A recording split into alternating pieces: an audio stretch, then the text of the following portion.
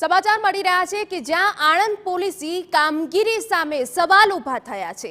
1 કરોડથી વધુની રોકડ અને સોનું વિગતો આપીએ કે જ્યાં 100 તોલા સોનું સગેવગે કરવાના આક્ષેપ સાથે હાઈકોર્ટમાં અરજી છે।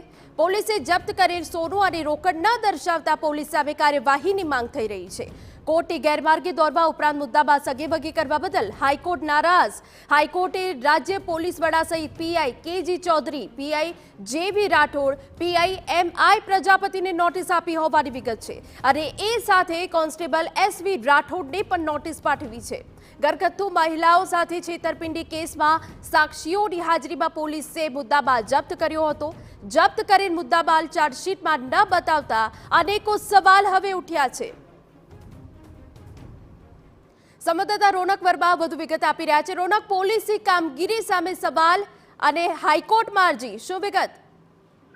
બિલકુલ થી સામાન્ય પ્રક્રિયાઓ દરમિયાન જ્યારે પણ કોઈ છેતરપિંડીના કેસમાં ગુનો નોંધાય છે અને તેની તપાસ બાદ પોલીસ કોઈ મુદ્દામાલ કબજે કરે છે અને તે કબજે કરેલો મુદ્દામાલ જે છે તે પોલીસ ચોપડે એટલે કે પોલીસ ચોપડે નોંધાયા બાદ તેને કોર્ટમાં બતાવતી વખતે ચાર્જશીટમાં અથવા તો સંબંધિત અહેવાલોમાં તેનો ઉલ્લેખ હોવો જોઈએ, પરંતુ આણંદમાં નોંધાયેલા એક છેતરપિંડીના ગુનામાં પોલીસે આ કોઈ પણ પ્રકારની કામગીરીનું પાલન ન કર્યું હોવાની ફરિયાદ સાથે ગુજરાત હાઈકોર્ટમાં દાદ માંગવામાં આવી છે। મહત્વની વાત એ છે કે ઘરગથ્થુ કામ કરતી મહિલાઓને કરિયાણા અને કોસ્મેટિક વસ્તુઓમાં રોકાણ કરીને ઊંચા વળતર સાથે જે એક થયેલી છેતરપિંડીમાં પોલીસમાં ફરિયાદ નોંધાઈ હતી અને આ પોલીસે મુંબઈ સ્થિત એક જે દરોડા પાડીને તપાસ કરી હતી તેમાં પોલીસના હાથે 1 કરોડની રોકડ લાગી હતી અને અંદાજિત 100 તોલા સોનું પણ લાગ્યું હતું।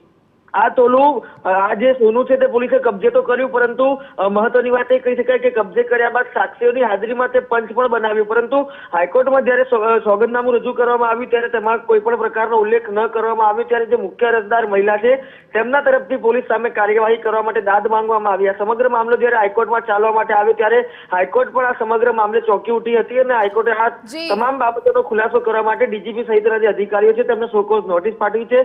ફેબ્રુઆરીના માસમાં સમગ્ર મામલે હવે વિગતવાર સુનાવણી હાથ ધરાશે। પીઆઈ સહિત કોન્સ્ટેબલ અને અધિકારીઓને નોટિસ પાઠવવામાં આવી। રોનક, તમામ માહિતી બદલ આભાર। તો જપ્ત કરેલ મુદ્દામાં ચાર્જશીટમાં ન બતાવતા અનેકો સવાલ ઉઠ્યા છે। ફેબ્રુઆરી માસમાં વિગતવાર સુનાવણી હાથ ધરાશે।